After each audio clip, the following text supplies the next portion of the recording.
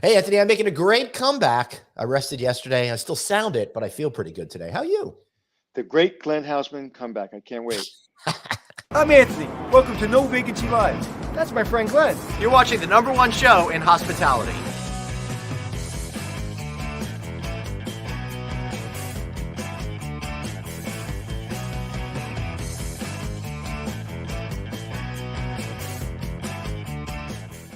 Hey, everybody. Welcome to episode 621 of No Vacancy Live. It's April 20th, 2022. Might be my favorite day of the year, depending on how you see things. Anthony, how you doing, brother? Coming live from Jupiter, Florida in a balmy 80 degrees. Nice. Oh, that's really nice. Well, it's in the mid 50s here, but it's sunny. I'm thinking instead of taking a nap all afternoon today, I might get a little fresh air out there, clear out the sinuses and stuff like that. So well, 50 degrees in New York is our 80 degrees.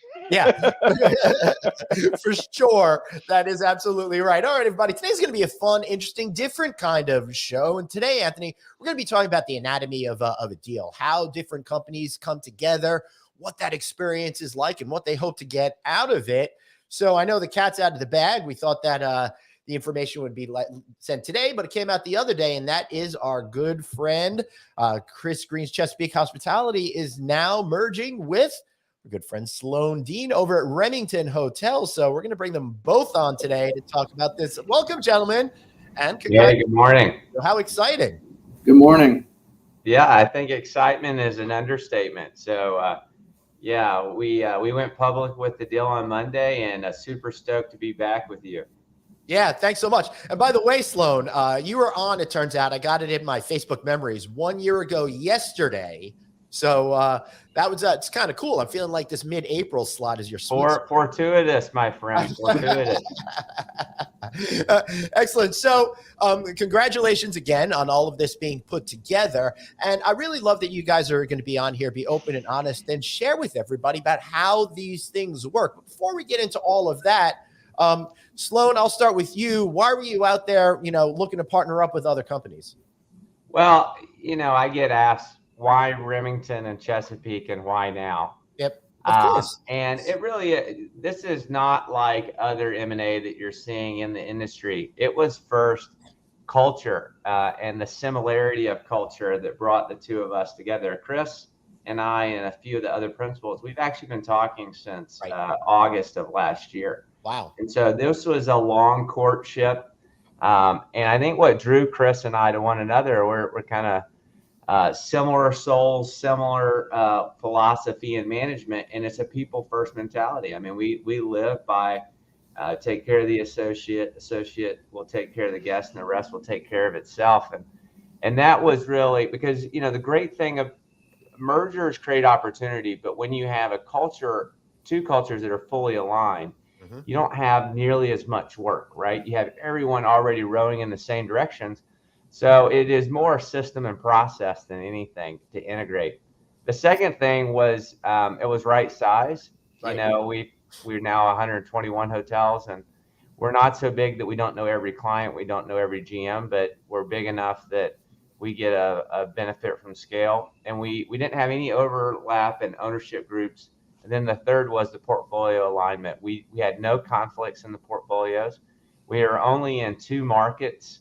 So there was a lot of good new markets for Chesapeake and new for us.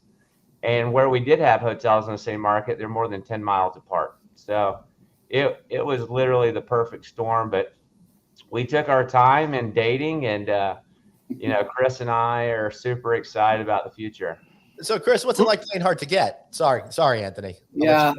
Well, you guys, that's probably a good way to put it. I mean, we were, as a board at Chesapeake, we were very, very careful about who we would even think about talking to, and we did a lot of research that made sure that we were talking to the right companies. Because for us, and you know me, for us, people matter, and people are the throughput of how we succeed, right? So for this deal to work at all, it had to be with a company that put their people first, was committed to a culture first environment, and realized that great hotels are made up by great people, both on property and at the corporate support level. So that's where it all started, and really getting our company to think about moving forward took a Herculean effort, frankly, on Sloan and his team's part to share what they were about and really encourage us to make this move. It was exciting. We weren't hard to get, but we weren't going to go to the wrong place. No way. Right. And that's so refreshing because we all know the deals that are happening, and 95% of them are happening because there's opportunity to make money, there's opportunity of scale, and very rarely do you hear these kind of big deals being made and people first. It's got to be in alignment. People say that, but they don't mean it. They say that as a throwaway. They say it as, oh yeah, they align with us, and what does that mean? They can't even explain it. I know They were available to buy. Right. And listen, I know Chris a little bit better than I know Sloan, but I fell in love with Sloan the second I met him because he walks the walk, right? And so I believe it. So that's a dangerous thing. So let's talk about that. When two companies like this that have people first, that are smart, and they have the same culture, the other companies that are bigger should probably pay attention. Because that's a dangerous place when you have two very strong employee-focused companies. That's a dangerous place to be for my competition. If I was your competition, Well, we don't have competition, Anthony. So if you look at, and I mean that sincerely, I don't mean that as a flip it to other people. Yes. If you look at any great athlete or any great company, when they hear them talk, it's all about, I just wanted to beat me. Kevin Hart has a really famous saying, hey, I just wanted to beat me. If you look at Kobe Bryant's speeches, it was all about his internal focus of being better than himself. And that's the mentality we have. We don't compare ourselves to others because that ultimately caps you out. I think a lot of people get caught up in comp sets and competitive pressure. So we just want to be us. We believe that better is better, not bigger is better. And we'll get bigger by staying the best. And that's our focus. And, we didn't want to do a merger or an acquisition that was going to dilute that product that we had. If you look at Glassdoor, for example, Chesapeake and Remington are two of the three highest rated companies in the hotel industry already. Awesome. So, now we're one of two combined. So that's something that is our secret sauce. And I didn't mean that in a flippant way, but frankly, Chris and I don't compare ourselves to others. We just want to be better than us. No. But tell the truth. Chris Green helping us out during COVID and being our co-host really sealed the deal for you, right? Well, I told him, I said, listen, I want to be on with Glenn and Anthony almost imminently after we close this deal. And so it didn't hurt the fact that he said, hey, you get to talk to them more often. So we didn't, Anthony, we didn't put it in the purchase sale agreement, but I thought about it. So did you guys officially close the deal? We did. Yeah. So the way we did not do a sign and close. Right. We actually closed the transaction last Friday. We announced it Monday before the markets opened. We're obviously publicly traded as part of the Asher Inc. platform.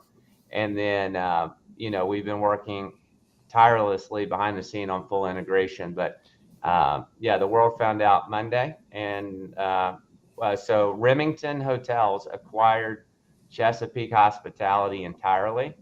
And it is part of Remington now.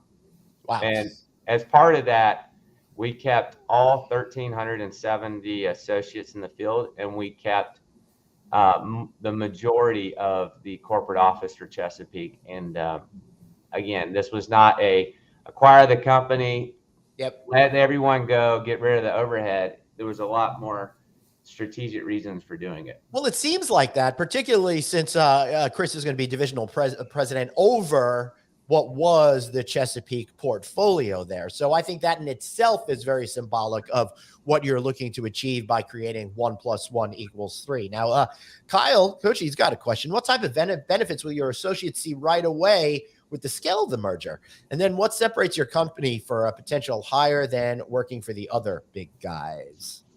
I'll jump in, and Chris, feel free to, so what are the benefits to our individual associates right away? So the short-term benefits are that we're going to save money at the hotel level that allows us to possibly not to hire more people back faster, to lift wages because we've got savings in procurement and some other areas.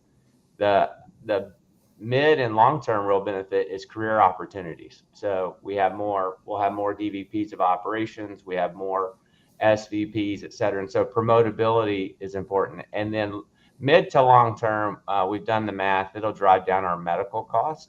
So individuals, they won't right now because we're in the middle of a plan year, but for future years, the individual associates will pay less for medical than they would have otherwise. And Chris, I got to imagine you're also going to have more of the power of a lot more properties when it comes to buying goods and services, right? Absolutely. I mean, the scale for us, I mean, there's so many benefits for Chesapeake being involved. When you think about our associates coming over, going from the low 30s in properties to 121, our tagline of experience what's possible really continues to be true. I mean, and that was important to me, Glenn, like you and I had talked, was that the truth that we've been telling, Chesapeake is more than a name, and it was a great name and a great company. But Chesapeake also exists as an idea of an organization that cares about its people and make sure that they have a pathway to success, like I did coming out of an HR office 25 years ago to become a CEO and now part of this great company at Remington Hotels. We have to make sure that that happens. And sometimes that's through growth of your own organization or through a merger like this with a like-minded business. And you can see from hearing from Sloan already, he and I became fast friends and really understood the language we were both speaking. Mm-hmm. And I felt very comfortable. I can give you a little bit of an insight into the deal process. When we met in Washington, D.C. at a hotel, one of the Remington Hotels, the Melrose, which is a great property. And the team there, by the way, crushed it several times we were there. But we met, and out of all the 131 slides that Sloan had in his deck, I think 2 surrounded profitability. Right. And they weren't even about the deal profitability. They were just about how well Remington runs their hotels and their net GOP and average on scale. So we talked about my team, the talent of my team, the combination of the two companies' teams, the culture alignment, what they do here, which is amazing around wellness and really room to thrive is not just a tagline. As much as you guys know me, it had to mean something. And I had to be able to look Sloan in the eye and hear him say, this means something to me, thriving. It's just not something we came up with. And it exists here. So for me, it was an easy decision when it came time. And also, I'd imagine your reputation is on the line because you have executives and managers and employees that are there because of Chris Green, because of the culture, because of the people who own Chesapeake. And you staying on board and you kind of believing what you just told us, I'd imagine was really, really important to the whole deal because, if you weren't part of the deal, I'd imagine a lot of executives, a lot of employees would want to leave because you helped build the culture. Well, it would be a little self-serving for me to answer that. Sloan, I'll let you answer that. Well, I go back to what Kyle asked. I said, why join us versus one of the other big boys? Mm-hmm. And, it's a couple of things. First off, you want to work for a company that will invest in you, right? That you're not just a cost center. Right. So, we spend hundreds of thousands of dollars on executive coaching a year for individuals. We have over 50 apprentices that are going through apprenticeship program to develop them to be GMs. We have sell ed for our housekeepers because they can't speak English. And the reason they can't become an exec and a GM is because they can't speak English as a fluent language. And so, you want to listen to the language that your executives that are saying. And if all they're talking about is getting bigger or EBITDA or going public, is their top priority investing in the associates? And I think that's the first. You want to go work for people that are going to invest in you, and then the second thing is that, you do want to work for progressive companies. And we're the only millennial-led third-party management company that I know of. I'm actually a millennial. And I think that makes the relatability to different generations and what motivates them important. Right. Well, first of all, thanks for rubbing it in that you're a millennial and we're all I'm older. only by 1 year, so I don't know. It kind of puts me on the line. I would do the same thing if I were you. I would definitely go with that. Used to, it was one of those, as you are at a higher position, you don't want to kind of, but I think it's important because, they make up the majority of our workforce. You got to be able to relate. Sure. How does it work from an ownership group on Chesapeake side to how does that work from a legal standpoint, from a, how do the owners say, okay, you're going to now merge with Remington? Do you have to get approval from their side, Chris? How does that work? And when did that process start as well? So we're good stewards of our owner relationships. So there were some conversations that we had with some key clients, but the deal was structured that all of the Chesapeake entities so we have a parent company in Maryland, which was MHI Hospitality, which is the original company name started by the family in 1957. And that company is going to exist and go on with our 10 restaurants in the DC area. But the entities, Chesapeake 1 through 8, which were where all the contracts and client relationships were held, actually were picked up and moved over under Remington. So the actual Chesapeake entities still survive, and the client relationship is still with those entities, even though we're part of Remington. We just moved from MHI Hotels to Remington Hotels. And the feedback has been overwhelmingly positive, because my story, and it's the truth, is that we're taking everything you love about Chesapeake and supercharging it. Right. Some of the things I saw in our initial meetings where Sloan and his team, Raul Maranta, the chief commercial officer, and their IT department have been investing in technology. They really have created what I had as a dream state for some of our technology that they were able to do through the pandemic. And really, we have this platform called REM-E. It's an amazing BI platform, and it's something that by accessing that, we're only going to improve our service to our owners. So the owners have been overwhelmingly positive, and they did ask, what's happening with the Chesapeake team? And I have to congratulate Sloan on the foresight to say, Chesapeake works because of the Chesapeake team. They've got to come too. And that's how the deal worked. Wow. That's great. Yeah. And to be talking about legal specifics. So when you acquire a company, this wasn't an asset deal. So if you go and buy just the assets, the management contracts, most of them have an assignment right, Anthony, where you would have to go to the owners and they have to approve you, and then the lender has to approve you. But this is an equity deal where we literally bought out the opco. So we not only own and control everything, we have the historical liability too. And with that, most of the time, your management contracts don't have a change of control provision, meaning, all of a sudden there's a change of control of the entity. And so the owner, obviously you don't want them to be upset that they don't have a legal right. There were 2 or 3 that had a change of control provision, and we got with them and made them feel very comfortable, and they're fully on board. I mean, every single Chesapeake owner and every single Remington owner are super positive and super on board. And I think we're only going to pick up new contracts from those groups, not lose any. Right.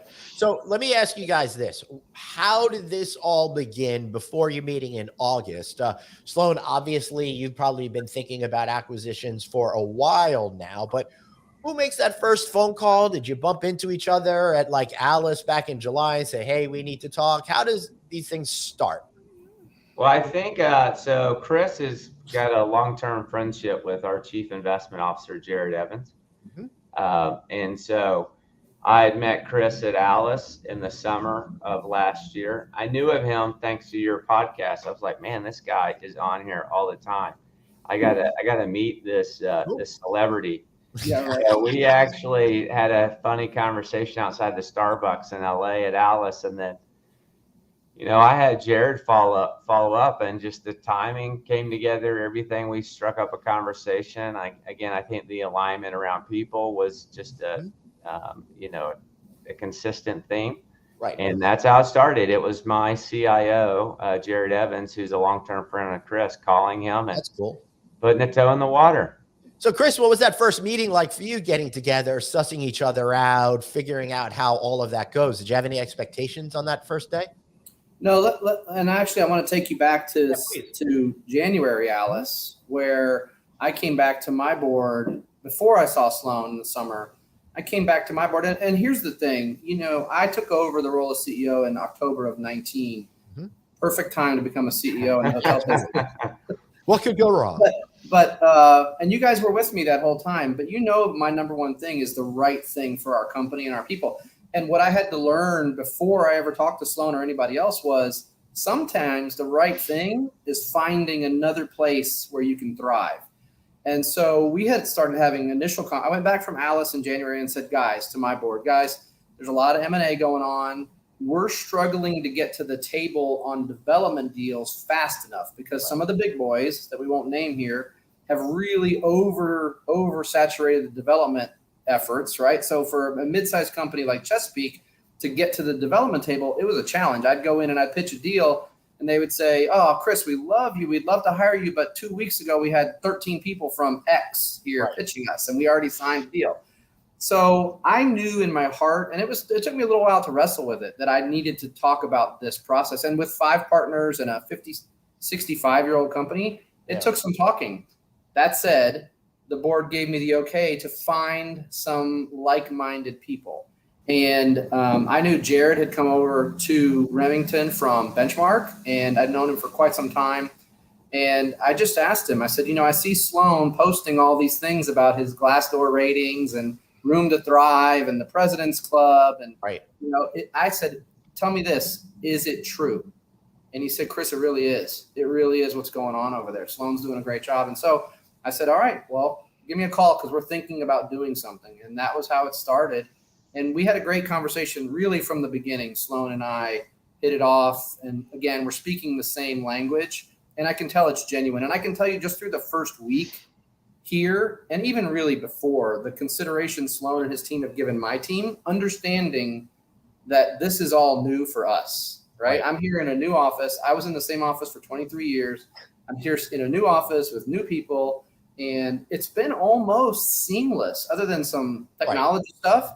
The relationships have just come together. I was at dinner with 15 people last night, and it's like we were old friends. So, I would like to kind of just point out something that I think is important for young people, either entrepreneurs coming into the business that are kind of like hospitality related, and they want to sell their wares to our industry, or whether it be just a general manager or supervisor at the front desk.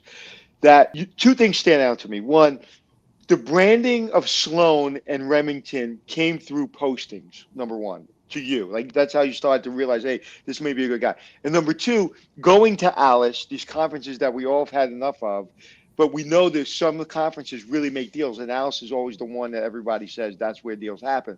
So by being out there, by posting, really you started to develop a relationship where it wasn't a blind date. You kind of knew each other a little bit, and then it came together. And I think that that's really important for people that are trying to get bigger or are trying to build their career, that those things matter. How Shannon McCullum in Vegas from Resorts World comes to mind. She's becoming a brand even though she's working for a brand herself because of how she posts. Glenn became a brand because of every single conference that he went to.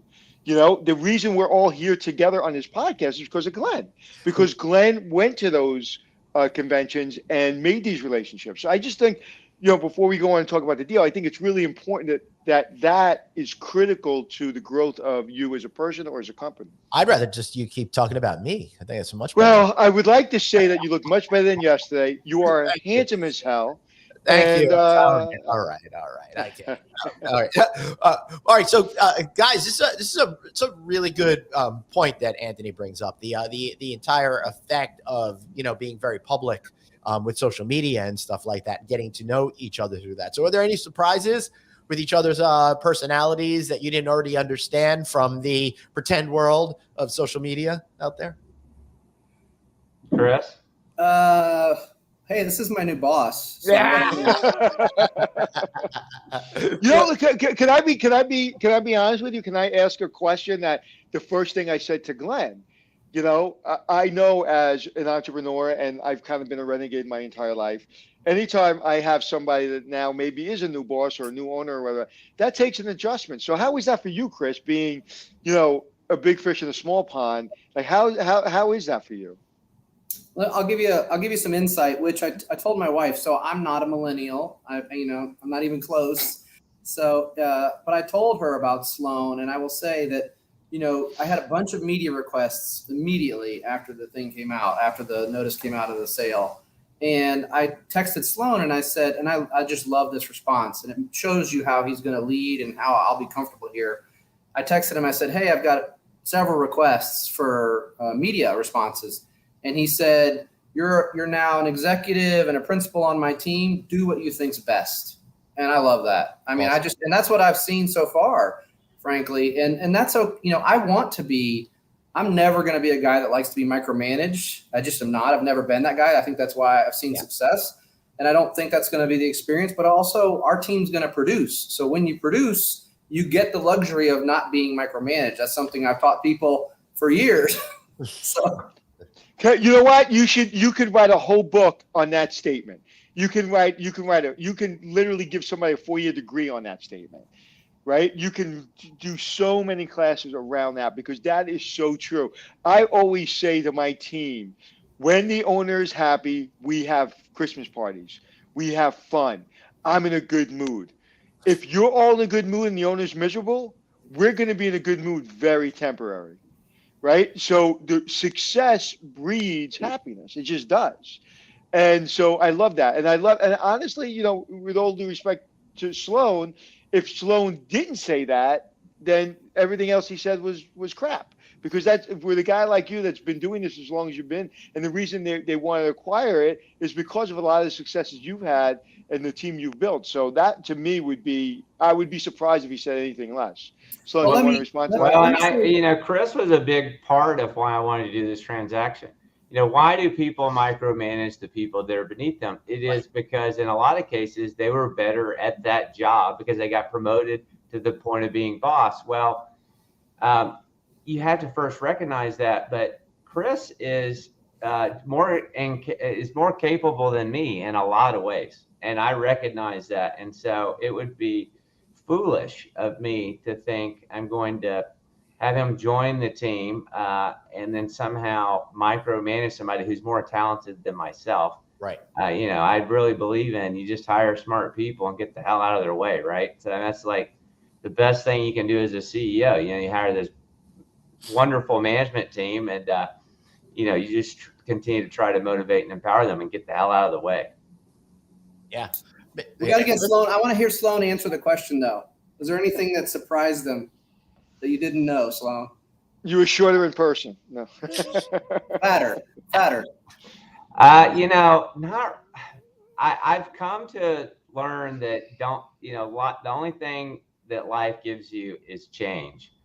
And so I would say nothing yet. I think the quality of the people I knew were outstanding, and that continues to exceed my expectations. And nothing really that's material. I guess we did. The reason we didn't close the transaction earlier is because we were waiting on Bank of America to give us this one damn letter. Right. And how frustrating Bank of America is was probably eye-opening. So that would probably be top of the list. Chris and I can about pulled our hair out last week.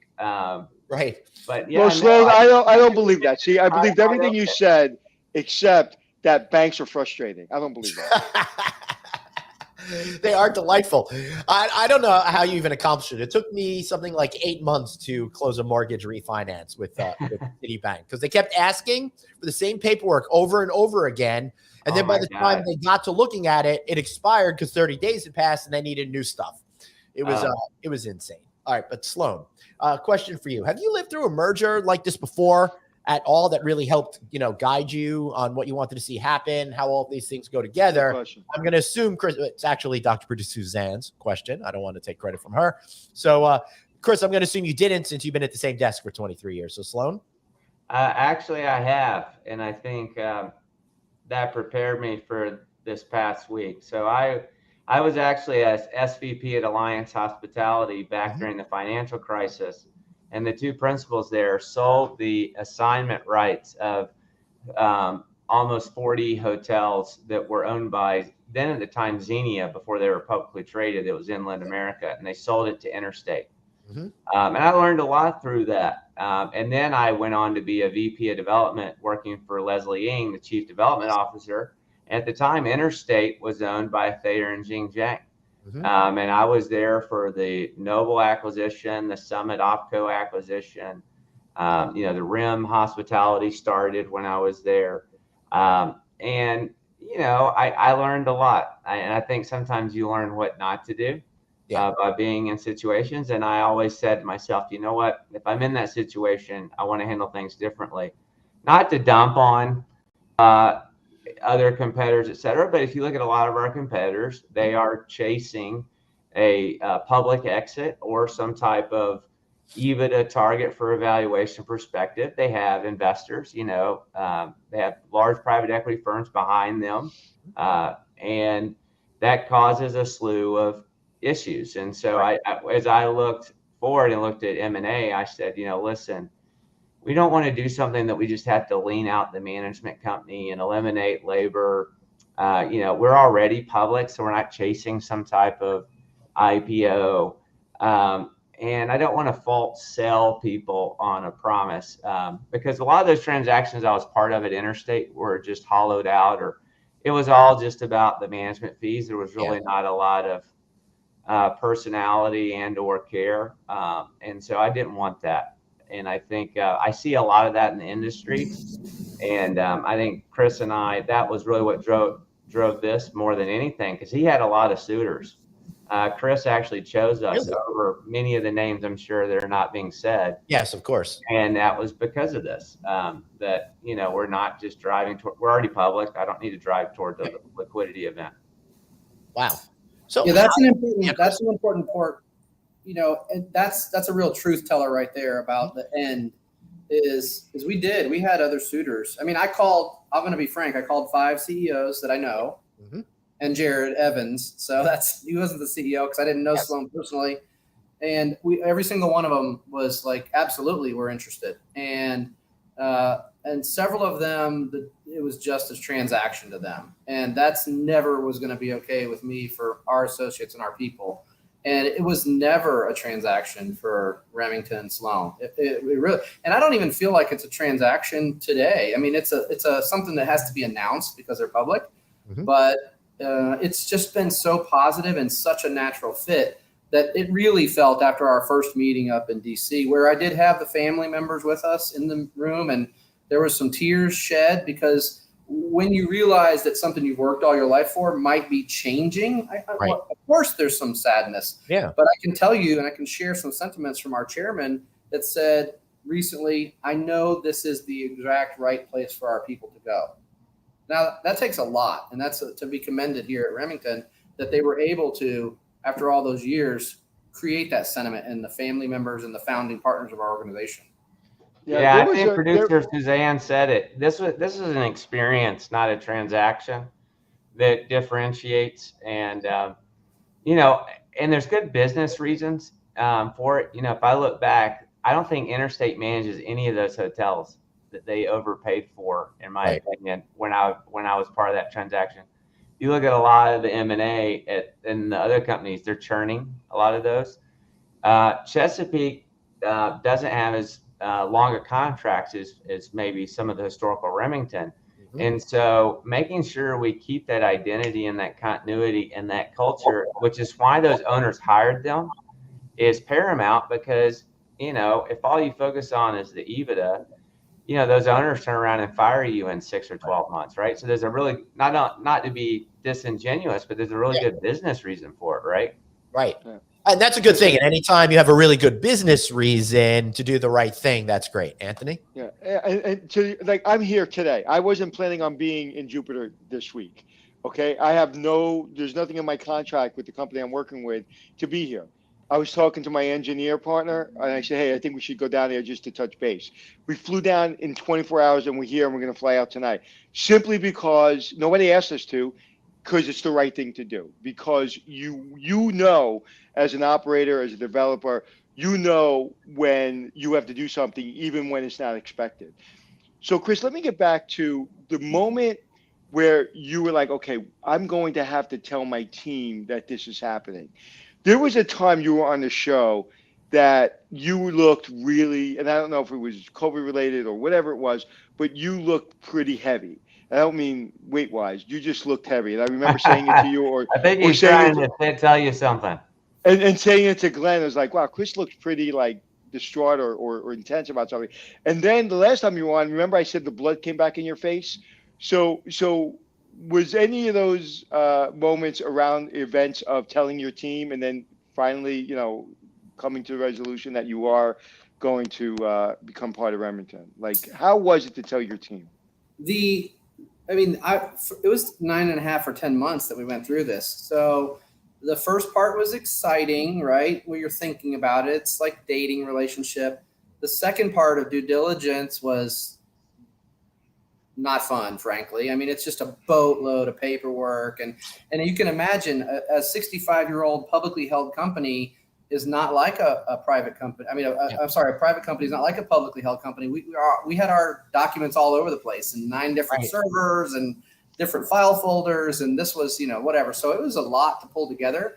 And then as we approached the Christmas season, we were getting close. We had basically an executed deal, and we knew we were going to be moving towards this process, but there was still a lot of work. So I think we executed the LOI Thanksgiving, Sloan, right around Thanksgiving, and we still didn't close until it was the day before Thanksgiving. Right, and then you feel good, right? But there's still a lot to get done, and for me, not being through a merger, I will tell you, it has been exhausting.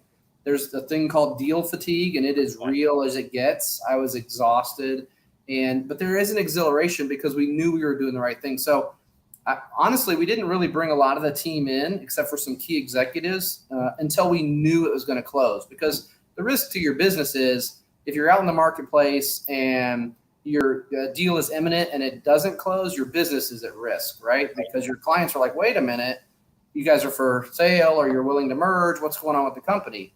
And so it was an art that we had to craft, and Sloan and I worked together to time the notifications of everybody, both on his side and our side, to ensure that we kept the progress moving forward with a positive outcome, because there was always risk of it getting sideways. And so you're trying to remember who's under NDA and who's not under NDA and copying emails to this person. It's just a challenge, but there's reasons for it. And then when we finally could announce, it's interesting because my team, for example, like when the head of operations, when she came into the know, I had already made peace with the fact that Chesapeake was changing, right? Well, for her, after 13 years with us, she had to kind of grieve and then learn about who Remington was and then get excited. And I can tell you today, I mean, we were just in a meeting in Sloan's office and she's over the moon excited about the additional resources. But it is an interesting process that you wouldn't think you have that kind of attachment to a business.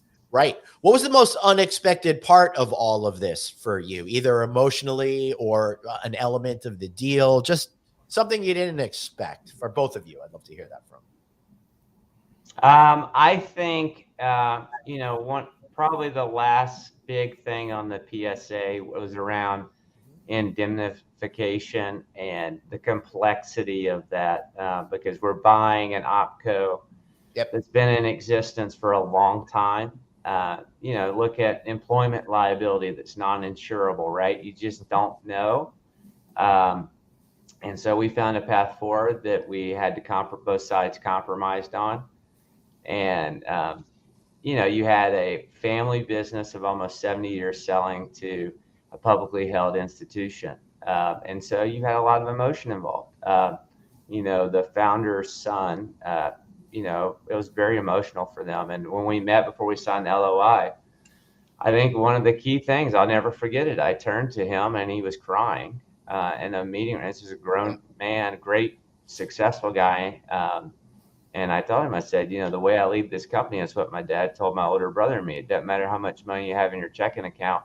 When your time's up, it matters how many people show up to your funeral. Right. And I think that was one of those moments I really started to understand this wasn't just numbers. This was us taking care of their people. And so that, I think, learning that the emotion of it was unique. And then also that we had a few things that went down to the wire, like indemnification, that we had to compromise all the way up until the last minute. Yeah, for me, it was the grieving process, right? I mean, I plan to lead Chesapeake for the rest of my career. Right. That was my, and I was excited about that. Yeah. And the realization that, and we could have, let's be clear, we didn't have to transact. This Right. is something that we were going to explore. And if there was a great suitor that we could fit with, we were going to do something, but we didn't have to. We had a great reputation. We still have a great reputation. And we have clients that want to, I have a client that's trying to buy another hotel right now while we're talking. So we would continue to grow, but this was just, to me, and this is really, as I learned to become a CEO, that sometimes these decisions are challenging, but the right decision sometimes can look like the most difficult, but ultimately it's best. And I, without a shadow of a doubt, know this is best for our associates and for the future of Chesapeake as a division of Remington and Remington as a whole, as we fully integrate. It's the best. And I'm standing here today feeling confident that I made the right choice. So that was the grieving process of the whole thing. And me as an emotional leader, it was a challenge. And there were times when I questioned, maybe we should just stay. Maybe we should stay who we are. But I just became more and more confident with the group here. And it's just been natural sliding right in this week. And I always want to take lessons from these moments. And the lesson that I take is personalities matter. Emotional intelligence matters. If the personalities weren't aligned and the emotional intelligence wasn't what it is, this deal wouldn't happen. So you can talk about profitability, you can talk about indemnification, you can talk about how big we're going to grow. But what I'm hearing is two companies coming together to say, we want to become, just because you're at the table and your family doesn't mean you get along, and that you get along. That's amazing. And I also want to say, when I came into this business 30 years ago, to see two major executives or two major companies in this industry talking and being so vulnerable about the emotional part of it, about the deal part of it, is insane. Because we all know 20 years ago, executives didn't talk the way we're talking now. Right. We didn't even have the platform to do this. You do a PR piece, you do a little quick interview. They'd ask you questions that a producer gave them to ask. They have no idea who you are. And this platform allows us to really dive into, and that was a great question, to really dive into that part of it, which I think is really the key to success. You're teaching people not about a deal, but how to be successful. So I admire that. And I really thank you for that honesty and vulnerability. All right. I'll ask the next question. It's all about honesty and vulnerability. How do y'all come up with a price on these things? Oh my God! It's just something you don't open up the medicine chest, my friend. I know. I'm not asking some numbers and stuff like that, which are anywhere because they're a public company in the press release. Well, there's public, so How does? I'm just curious as to how that works. Valuation. Because Sloan, because I just see like a guy writing a number on a piece of paper, turning it over and sliding it across the table. What do you think of this? Valuation is always a bit of an art form. I get that question often, but I think the most common place in our marketplace is a lot of the other transactions. They look at, okay, we think we'll publicly trade at 12 to 13 times. We think this company on a year-end 2019 EBITDA basis is worth 8 times. We think we can fold it in and eliminate a lot of their overhead, and it's really a 5 times forward. And then you make money on the arbitrage and the multiple once you go public. And that's what the two biggest in our industry are doing. They're folding up and want to make money on the arbitrage, but when they go public, and that's why it feels so transactional. But with us being already publicly traded and what we think the value of the company is held at, the way we looked at it is on a pro forma basis. And we said, hey, what do we think the EBITDA contribution is in 22 and over the next 5 years? How does that line up with, what the rest of the company is trading at? Is it synergistic organically with Remington? And by the way, can we keep all the talent and by that not have to eliminate that cost per se? And that was where we came up with the valuation. That we went through several iterations of what the total valuation was, because we got more information, you refine that. We also originally started off with, quite frankly, more stock and less cash, and then we moved to more cash and less stock, and then we have a 2 and 3 year earnout model that allows the seller to kind of come along with us for the next several years and maximize value. And that's pretty common, right? You know, Yeah, right. buying a company and you want them to keep skin in the game for a couple of years. But yeah, the 26 million, the 26 million was a combination of us adjusting their 2019 to what we thought, because they're a family business, had a lot of family office expense, and a multiple that we thought was fair in combination with a forward kind of pro forma EBITDA. And then the forward EBITDA multiples is what was published, and you can read that. You can go to the filings and see. Interesting. Yeah, and I guess it's equally important for both parties on the non-financial part to lock in those executives. I know I asked Chris, you probably have a deal to be with them for a certain amount of time. We didn't discuss what that time is, but that's important for you too, because you want to maintain stability with the executive team that you currently have in place. Is that correct? Sloan told me I was good through this show today. After that, I don't know what's the story. No, I think it was the rest of his career. So no, Chris, actually, it wasn't the rest of the show. It's actually 46 minutes in, so you go, oh, it's over. Yeah. You're done. Listen, you know, it's when good people get together, good things happen, and those conversations aren't needed because, you know, it's a feeling, right? We've all been doing this a long time, and we've all worked with, and you've mentioned it, Sloan, you've all worked around companies and people that just suck the life out of you because they're all just chasing something that we don't get up in the morning for. One of the things I remember, some of all the things we've talked about, the one thing I remember is you like to cook. Am I right? I like to cook, eat, and travel. So right, but I just remember when I look at you, it's like I just see you chilling out in your kitchen. Like, so when you're talking about the deal happened right before Thanksgiving, I'm thinking about you in your kitchen cooking for Thanksgiving. So to me, like that's what kind of, when I think about you, I think about that. I don't think about Sloan. No, you know, what you just said about the deal, it's going to take someone that hasn't been an asset manager probably a week to figure out what the hell you just said, because a lot of that is very complicated, but it's very simple because you've been doing it a long time. So obviously you're very smart, you're very successful, but that you really are a people person and you like to cook and you like to travel. It's like we've all been around people who are just worrying about deals and worrying about money and worrying about being bigger and better. And neither one of you is like that. So I would imagine that you guys are going to be together for a long time. Yeah, I think you're absolutely right. Chris and I are friends for life.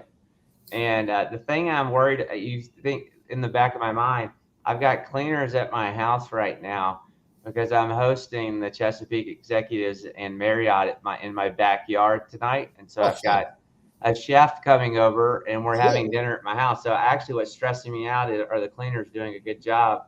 So well, if they're not, I got a couple that I could recommend to you up here. And you, again, a person in your position, a lot of people wouldn't worry about that. And then you worry about the reason being, you know, and again, Chris, you know, I know you not as well as, you know, Glenn, but you're not easy, meaning you have high expectations. So I'd imagine between both companies' high expectation, this is going to be a great deal for investors and everybody in between. And you know me, the only people I care about are the housekeepers. So if the housekeepers are happy, I'm happy. So, I mean, it's new to me. I'm part of a public company, right, after all these years. So there's no forward-looking statements or anything like that. But listen, here's the deal. And I don't know if this is – I might get my hand slapped. But with these two together, we're going to make an impact on the marketplace. You can count on that. Awesome. Yeah. Awesome. Well, before we wrap up today, you talked a bit at the beginning with M&As that you think are going to be coming down. Do you think we're really at the beginning of the big the mergers and acquisitions area, kind of in the middle, or you think it's going to wrap up or so by the end of the year? We're in. There are many more to come. Yeah, you know, so again, all I'm focused on is Chris and us beating us. I know that sounds cliche, but we don't compare ourselves to Ambridge, Highgate, Crescent, Benchmark, Pyramid. They've had a lot of success. But if you look at, so Ambridge is owned by Advent, right? And they're going to continue to roll up management companies to get to an EBITDA target so they can go public. They've made that known. Highgate has public aspirations and have acquired and done rescue capital, and they're going to continue to roll up things. Benchmark Pyramid, came together, and a lot of their original investors are still in that deal, and they're going to continue to roll up. And congratulations to them scooping up Provenance as well. Yeah, they look at them. Yeah, Warren and Alex and the team just did that, and congrats for them. Kudos to them. I think they've got a great leadership team, and and I think you'll continue to see this. I think consolidation in third party will go on for many, many years, and several of our competitors will go public in the next few years. Yeah, and a lot of people see these deals, and one of the things they don't realize, and one of the reasons I didn't get into the management, kind of management company kind of business is the margins aren't great unless you're becoming bigger, unless you know how to operate a hotel, unless you have the right people in place. Because if you don't have all those, it can go sideways really quick. And people don't. To me, it's the restaurant side of the hotel business, meaning margins matter when it comes to a management company, because it's critical that everything flows right, or things can go sideways really, really quick. The two caveats I would say to that is, one, first and foremost, the reason there's tighter margins in the management company, and I saw this when I worked for other management companies versus us, is because they do foolish things contracting. Right. Giving key money where they give a for convenience termination right, giving 1.5% base management fees, not having incentive management fees that align, giving 30-day termination rights with an AOP in a market where your churn is constant. You can't operate. And so your margins are strapped, and it limits your ability to do strategic things. There's a reason we could afford to do. I spent $500,000 a year on an analytics team. My competitors, except maybe one or two, can't afford to do it. Right. Because they just don't have the fee income. We have minimum management fees. We can't be terminated on the vast majority of our hotel deals unless there's a sale. We don't discount our fees. So I think a lot of that starts at just strategic contracting and conscious decisions to say, we're not in the discount business. Do we want to be a commodity? And I think that's really paramount to talk about margins. The other thing too is that, a lot of third-party management has become commoditized, like I referenced, and seeing that, you can be a strategic differentiator allows you to run a better margin versus just a volume game, right? And Chris and I talk about churning hotels under management has a real cost to it. And so if you have almost no churn, we have almost no churn, the two combined companies, then your margins get better. Right. Chris? No, I mean, of course, he's right on with that. And you can see, so when we're talking about management company model, at a mid-sized company like Chesapeake, I mean, selfishly, I was able to not only find a like-minded partner, but I was able to bolt on a whole bunch of toys, you want to call them, with analytics. And I mean, we went from 40 corporate people to over 240 now supporting the hotels. I mean, our ratio of corporate support to the field number of hotels is, I don't think anybody else touches it. So we've got so much support and so much ability to impact what goes on in the performance of the hotels. And you know how I love granularity. Well, the level of granularity now, the reporting that I get and that I see that allows us at the senior level to make decisions is unparalleled. So that can only help to succeed. And sometimes, like I said, sometimes the path forward, if I could never have invested enough money to build out this BI platform at my size. So you either have to join the scale or you have to fight without it. And I didn't want to fight without it.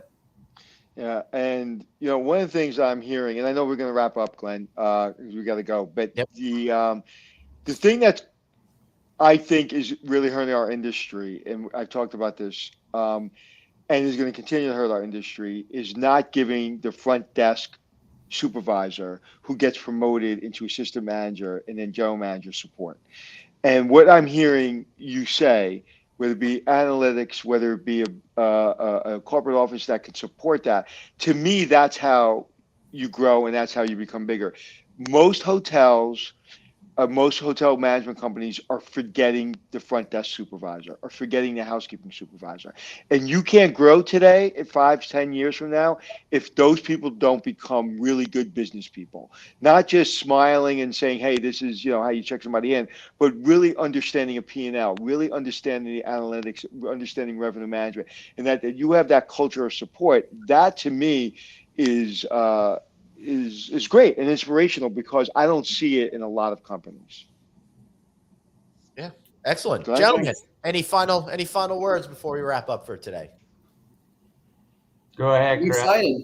Very exciting times. I mean, it's just a lot to take in, but we are super excited, and the path forward looks very bright. So I'm just a little pissed off because Glenn told me that Chris, you didn't write us into the deal, so. I am a little pissed off. Oh, that's not okay. quite true. Oh, you got written into the deal?